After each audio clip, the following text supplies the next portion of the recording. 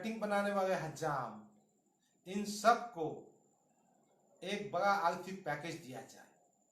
हर families को ये 2 महीने के लॉकडाउन के नतीजे में जो तकलीफ हुई है, एक सिस्टम बनाकर, एक मैकेनिज्म बनाकर कम से कम 20-20 हज़ार रुपये दिए जाए। गवर्नमेंट का खजाना, गवर्नमेंट का कायदा, गवर्नमेंट की ताकत जनता के वेलफेयर के लिए है। आज लोग पैसों के लिए भी तरस रहे हैं, अनाज के लिए भी तरस रहे हैं, कोविड-19 की फटके से भी बर्दाश्त है। कहीं ऐसा ना हो जाए इनको पैसा ना मिलने की वजह से ये भूखमरी से मर जाए, ये क्राइम में इन्वॉल्व हो जाए। इसलिए सेंटर की गवर्नमेंट ने ताबड़तोड़ महाराष्ट्र के खास तौर पर इन अनऑर्गेनाइज सेक्टर के लिए, इन ऐसे आदमियों के लिए जिनका रजिस्ट्रेशन नहीं है, एक मैकेनिज्म बनाकर कुछ ना कुछ आर्थिक सहायता करना चाहिए। ये 2 महीने के लिए एक एक फैमिलीज को सेंटर के फाइनेंस मिनिस्टर के जरिए, सेंटर की गवर्नमेंट के जरिए मेरा ऐसा मानना है 20-20 हज़ार रुपये देने चाहिए। रही बात एजुकेशनल इंस्टीट्यूशंस की, HRD मिनिस्ट्री के जेर एहतमाम, उसके कंट्रोल में AICT आता है, काफी सेंट्रल काउंसिल्स आते हैं, NCTE, pharmacy council of India, dental council of India. AICT ने एक एडवाइजरी जारी की है, उसमें यह कहा है कि कोविड-19 के चलते विद्यार्थियों से फीस ना ली जाए, और यह भी कहा है कि तमाम स्टाफ की सैलरी दी जाए। आपको यह बात समझना होगा कि ये तमाम इंस्टीट्यूशन सेल्फ फाइनेंस्ड है। इनका अफिलिएशन, इनका परमिशन, इनका रिकॉग्निशन सेंट्रल बॉडीज ने दिया है। बच्चों की फीस पर ये इंस्टीट्यूशन चलते हैं। मेरी मांग है कि सेंटर की गवर्नमेंट ने, खासतौर पर HRD मिनिस्टर ने आगे बढ़कर ये जो सेल्फ फाइनेंस इंस्टीट्यूशंस है, इनके स्टाफ की कम से कम 50% तनख्वाह ये 2 महीने लॉकडाउन की पीरियड की देना चाहिए। उसी तरह गवर्नमेंट ने ये एडवाइजरी डिक्लेयर किया कि हाउस रेंटेड जो फैमिलीज हैं उनसे किराया वसूल ना किया जाए, विद्यार्थियों से किराया वसूल ना किया जाए। आपको एक चीज समझना चाहिए, कुछ ऐसे फैमिलीज भी हैं जिनका उदर निर्वाह, जिनकी गुजर बसर रेंट पर होती है, इन्हें भी कुछ ना कुछ इंसेंटिव देना चाहिए। मैं इस मौके पर खास तौर पर सेंटर की गवर्नमेंट से गुजारिश करना चाहता हूँ, हमारे जो साथी मुख्तलिफ सियासी पार्टियों में हैं, वो खासदार हो कि वामदार हो कि राजकीय पक्ष के प्रतिनिधि हो, वो सब ने मिलकर ये गुजारिशात, ये विनंती, ये मांग सेंटर की गवर्नमेंट से करना चाहिए, ताकि अगर महाराष्ट्र को आर्थिक मदद मिलेगी तो हमारा महाराष्ट्र गवर्नमेंट बहुत अच्छे अंदाज में इस मसले को निपट सकती है। मैं इस मौके पर कुछ और बातें भी कहना चाहता हूं जो लॉ एंड ऑर्डर से रिलेटेड है, पुलिस महकमे से रिलेटेड है। हमारे माननीय अनिल देशमुख साहब फिर रहे हैं, घूम रहे हैं, कोशिश कर रहे हैं, मगर कुछ बातें कहीं ना कहीं कम पड़ रही। पुलिस प्रशासन की, चाहे किसी मुकाम का हो, वो बहुत मेहनत से काम कर रहे हैं, मगर कहीं ना कहीं समन्वय की कमी दिखती है। जैसा औरंगाबाद की मिसाल हो, मैं हमारे चिरंजीव प्रसाद साहब का नाम लेकर कह रहा हूँ, बहुत मेहनत से दिनों रात उनकी पूरी टीम काम कर रही, मगर कुछ जगह मैंने महसूस किया कि बात चीज़ों में समन्वय और थोड़ा सा समझाने का मामला कम है।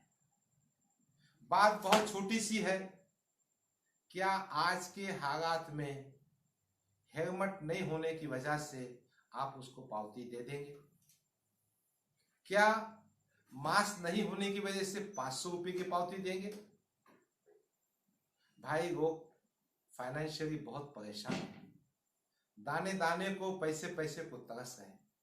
तो इस मसले पर मेरा मामला कि वो इतनी बड़ी फाइन, इतनी ज्यादती ना करें, हेलमेट की सख्ती ना करें, पावतियां नहा दें। दूसरी बात ऐसी है कि आज भी पुलिस का दबदबा है, पुलिस का दबदबा होना चाहिए। Director general of police Maharashtra ने एक सर्कुलर इशू किया था, उसके पीछे एक अच्छा विचार था कि जहां तक हो सके डंडे का इस्तेमाल, लाठी का इस्तेमाल, बल का इस्तेमाल कम से कम किया जाए। मैं यह महसूस कर रहा हूं कि बाज़ जगहों पर हमारे पुलिस वाले, खासतौर पर औरंगाबाद में मैं देखा हूं, लाठी का, डंडे का कुछ ज्यादा इस्तेमाल कर रहे हैं। भाई आपका डंडा ही काफी है, डंडा पटकना ही काफी है, आपकी ढौंस ही काफी है। दूसरी बात जो माननीय चिरंजीव प्रसाद जी को कहना चाहता हूं, महाराष्ट्र के तमाम जिम्मेदारों से कहना चाहता हूं, यकीनन कोविड-19 के पेशेंट का डिटेक्शन, सर्वे, कॉन्टैक्ट का ट्रेसिंग, उनका आइसोलेशन बहुत जरूरी है ताकि हमें चेन को रोक सके। मगर जब कभी कोई कोविड पॉजिटिव का पेशेंट आपको डिटेक्ट होता है, उसके कॉन्टैक्ट्स को आपको क्वारंटीन में पहुंचाना होता है, उस वक्त थोड़ा समन्वय से, समझा कर, मोहब्बत से लेकर गए तो ज्यादा बेहतर होगा। बहुत सारी शिकायतें आती है कि पुलिस थोड़ा सा ताकत का इस्तेमाल करती है। लोगों को समझाने के बाद, उस मुकामी लोगों के एतमाद में रहने के बाद अगर हम क्वारंटीन में रह जाएंगे तो ज्यादा बेहतर होगा, लोगों का एतमाद हासिल होगा, लोगों की मदद हासिल होगी। एक और बात कहना चाहता हूं, चूंकि कोविड-19 के जो पेशेंट्स हैं, जिस तरह से मुंबई में, धारावी में जो कांटेक्ट में लोग आए, उनको होम क्वारंटीन नहीं किया गया, उनको इंस्टीट्यूशनल क्वारंटीन किया गया, दूर जाके क्वारंटीन किया गया। उसके पीछे मकसद ये था कि एक एक रूम में 8-8, 10-10 आदमी रहते हैं, क्या होम क्वारंटीन होगा वो? इसलिए यहां भी इन बस्तियों में जहां पे बहुत ज्यादा आबादी है, अब नूर कॉलोनी, खियारा, बाईजीपुरा, थिक पॉपुलेटेड बस्तियां हैं, यहाँ के जो कॉन्टैक्ट ट्रेस होंगे उनको वहां रखने के बजाय इंस्टीट्यूशंस में ले जाकर होम क्वारंटाइन के बजाय इंस्टीट्यूशनल क्वारंटीन किया जाए। और ये सब काम करते वक्त उनको एतमाद में लेकर, उनको समझा कर, और अगर ना समझे तो ताकत का इस्तेमाल करना होगा, किया जाए तो माहौल और अच्छा होगा। मैंने एक बात महसूस किया है जो मैंने अभी एडवाइजरी में देखा था कल शाम में। अच्छा, ये एडवाइजरी भी कब इशू होती है? रात में 1 बजे व्हाट्सएप पे आ जाती है। लोगों को मालूम नहीं होता कि इवन डे में क्या करना है, ऑड डे में क्या करना है, जीवन आवश्यक वस्तु कब खरीदना है, कब नहीं खरीदना है। इसकी जो वाइड पब्लिसिटी होना चाहिए वो तरीके से हो नहीं पाती। जो हजरात पुलिस के नोटिस पढ़ सकते हैं, जिनके पास व्हाट्सएप है, उन्हें मालूम होता है। मैं समझता हूं इस मामले में हमारे धार्मिक प्रेसेस को इस्तेमाल करना चाहिए। हमारे शहर में मंदिर है, वहां पुजारी बैठता है, स्पीकर का इंतजाम है, मस्जिद है, हमारे पास बुद्ध विहार है, हमारे पास चर्च है। हमने और पूरी जनता ने, चाहे वो किसी धर्म का हो, धार्मिक जमघटे को मना किया है, उस पर अमल भी कर रहे हैं। मगर जब मस्जिद से कोई बात, मंदिर से कोई बात, पुलिस की एडवाइस निकलती है तो ज्यादा प्रभावी होगी। जैसा अब आज है 2 तारीख, अब 3 तारीख को कंप्लीट लॉकडाउन है, मगर 4 तारीख को 7 बजे से 11 बजे तक जीवन आवश्यक वस्तु के लिए आपको शहर में सामान खरीदने की इजाजत है। तो अगर ये बातें कोई धार्मिक स्थल से उस महल्ले में अनाउंसमेंट होती है तो जनता को मालूम होगा। आपने इसके साथ साथ ये भी कहना है कि मास्क का इस्तेमाल कंपलसरी है। अगर मास्क नहीं है तो रुमाल इस्तेमाल कर सकता है, दस्ती इस्तेमाल कर सकता है, ताकि जनता की बात समझ में आएगी। उनको ये भी बताना है मुस्तकिल कि घरों में रहना है, जमघटा पैदा नहीं करना है, साबुन से हमेशा हाथ धोना है, आंख और नाक को हाथ नहीं लगाना है। ये तमाम बातें हमारे जो धार्मिक स्थल है, हमारे जो धर्म गुरु है उनके पास जो माइक सिस्टम है उसके जरिए से महरे में बात पहुंचाएंगे तो समझ में आएगा। मैंने जागृति की बात देखी है, समझाने की बात देखी है, और मैं महसूस कर रहा हूं कि सभी धर्म के लोग, सभी धर्म के धर्म गुरु, सभी समाज के लोग इस काम में पुलिस का सहकार्य करना चाहते हैं। मैं चाहता हूं पुलिस यंत्रणा लॉकडाउन के टाइमिंग को, प्रिकॉशनरी मेजर्स को, फिजिकल डिस्टेंसिंग को, मास्क के इस्तेमाल को, हैंड कर्चीफ या रुमाल के इस्तेमाल को, ये बातें जनता तक धार्मिक स्तर से दिन में 2-3 वक्त लाउड स्पीकर के जरिए पहुंचाएंगे तो पुलिस का तान भी कम होगा और सिस्टम भी सीधा हो जाएगा। एक बात जो मैंने कल एडवाइजर में देखी कि ऑटो रिक्शे में एक ही पैसेंजर बैठ सकता है। इस बात को मैं समझता हूं कि ऑटो रिक्शे में एक डिस्टेंस रखने की बात है, मगर अब जो ऑटो रिक्शे चल रहे हैं वो सीटर के ऑटो रिक्शे नहीं है। लॉकडाउन से पहले एक ऑटो रिक्शे में 5-5, 8-8 आदमी भरकर ले जाते थे। अब जो ऑटो रिक्शा जाएगा पेशेंट के साथ से जाएगा, वो पेशेंट के साथ में एक आदमी होगा। तो मैं पुलिस कमिश्नर साहब से गुजारिश करता हूं, और ये गुजारिश पूरे महाराष्ट्र के लिए है कि जहां ऑटो रिक्शा एक फैमिली इस्तेमाल करती है और पेशेंट को दवाखाना ले जाना होता है तो साथ में दूसरे आदमी को बैठने दे तो आसानी होगी। कहीं ना कहीं हमको इस जरूरत को भी समझना होगा। मैं इस मौके पर आपके माध्यम से एक बात जो कहना चाहता हूं वो ये है कि हमको सेंटर की निधि के साथ साथ महाराष्ट्र की गवर्नमेंट की निधि में भी इजाफा करना चाहिए। मैंने कुछ बातें आपसे कही हैं, और महाराष्ट्र गवर्नमेंट में भी जो अनऑर्गेनाइज सेक्टर है उनका ख्याल करना चाहिए। सबसे अहम मसला, सबसे जिम्मेदार बात जो है वो है जिला प्रशासन और खास तौर पर अनाज के डिस्ट्रीब्यूशन की बात। हमारे शहर में डिविजनल कमिश्नर ऑफिस मौजूद है। हमारे पास बड़े रेस्पॉन्सिबल, इफिशिएंट अधिकारी हैं। हमारे डिविजनल कमिश्नर बहुत ही ताकतवर आदमी है, फेयर आदमी है, उदय चौधरी साहब हैं। हमारे डिस्ट्रिक्ट सप्लाई ऑफिसर हैं माधव किरोगे साहब।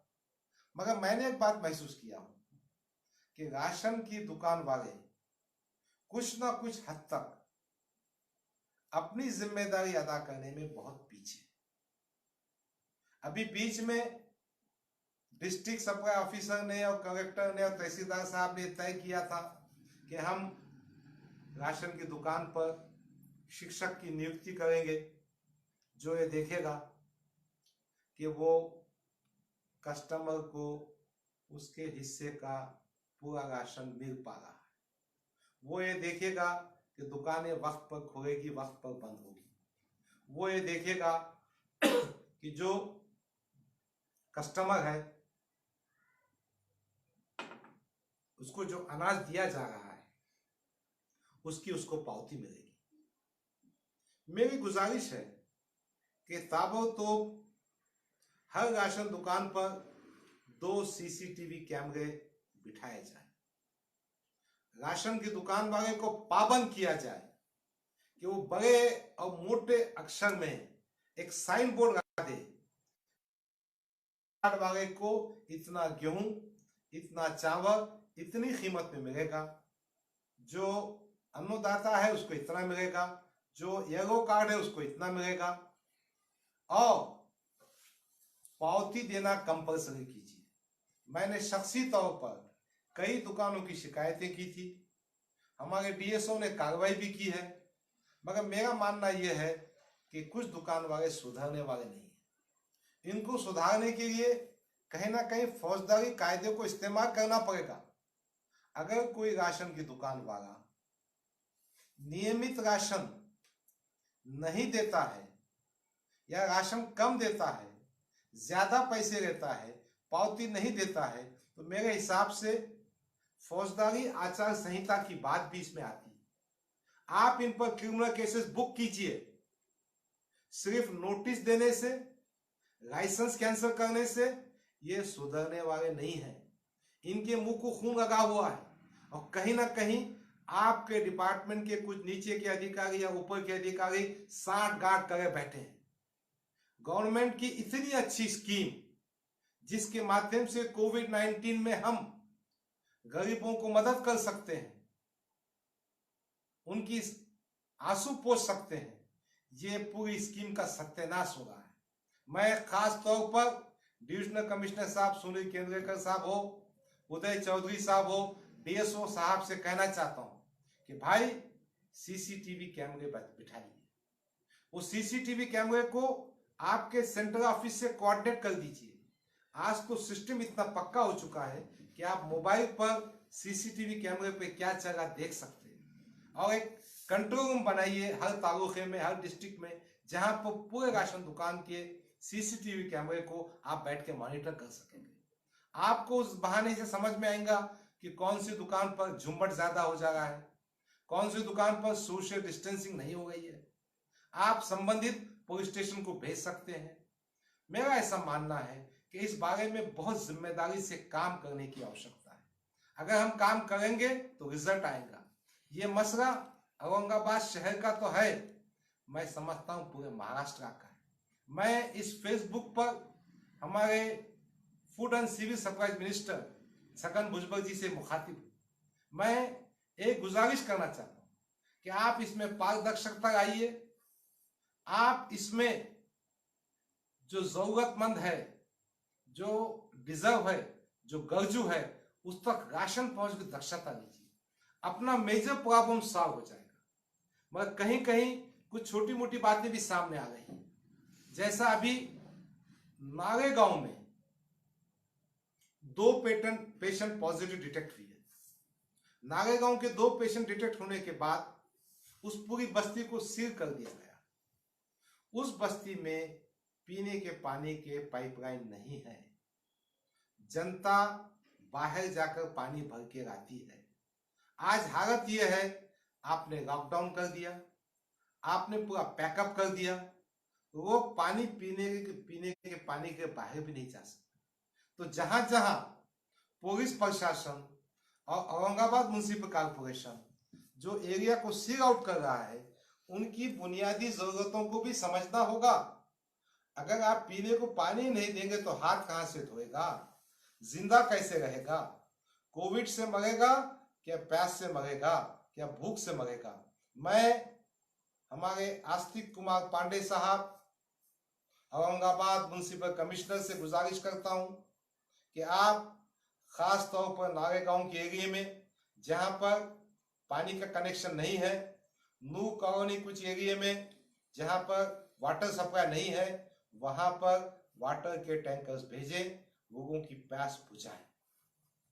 दूसरी बात, जहां पे पानी की सप्लाई मौजूद है, पानी का टैप मौजूद है, वाटर कनेक्शन मौजूद है, वो काम नियमित तरीके से होना चाहिए।